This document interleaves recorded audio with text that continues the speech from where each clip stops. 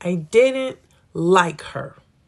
That is what 40-year-old David DeLong said as he was being arrested for killing his 20-year-old co-worker, Amber Czezch. This case bothered me so much because as someone who is a former director of education at a technical college, I know and I have seen firsthand how women work hard to be in the skills trade.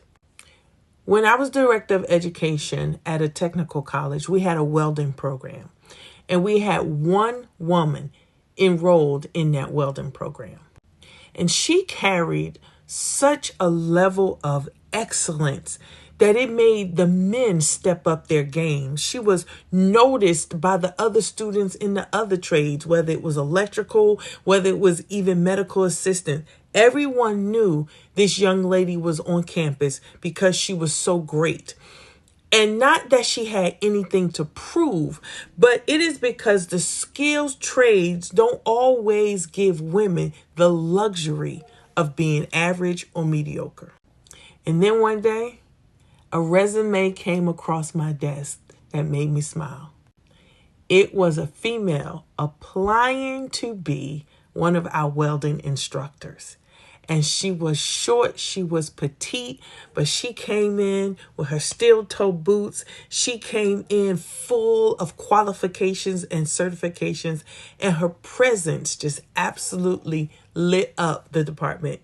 And she was funny too. She could take a joke, but she can always dish out a joke.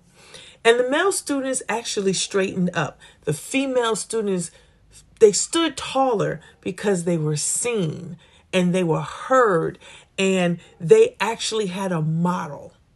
Here's something I know personally.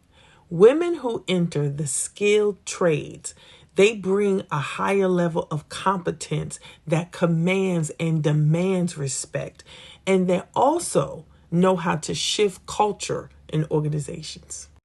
This is why the news of Amber Czezch is touching me so hard. And if you're not aware, 20-year-old Amber Czezch in Minnesota was killed by her 40-year-old co-worker with a sledgehammer, all because he didn't like her. Sometimes women in the skills trade, the most dangerous thing they can be is excellent. Women in construction, women in electrical, women in architecture, women in welding, women in HVAC, women who build, who wire, who measure, who manage, who redesign our world have to also be concerned not only about safety in the tools and the equipment that they use, but they also have to be concerned about whether they're going to be safe, even in their workplaces and around their coworkers. I didn't like her. That is what he said.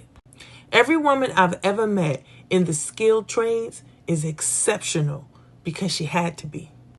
Psychological safety should not be a survival strategy, and showing up to work shouldn't be an act of courage. I am praying for Amber Czezch's family, and I am praying that the 40-year-old co-worker get the justice that he so richly deserves. And to the women in the skilled trades, you are not just an anomaly. You are an economic and culture force. Your expertise raises the standard in all industries. You all expand what girls can see as possible as a career. So I ask you, keep showing up, keep taking space, keep demanding safety and equity and accountability in the workplace. Your work is not just labor, it is also leadership. And to the family of Amber Czezch and the people of Minnesota, you have been heard around the world, and people are praying for you. We're touching and agreeing with you. And I pray strength, covering, and justice to every woman who's going to work in the morning in a skilled trades profession. Be blessed.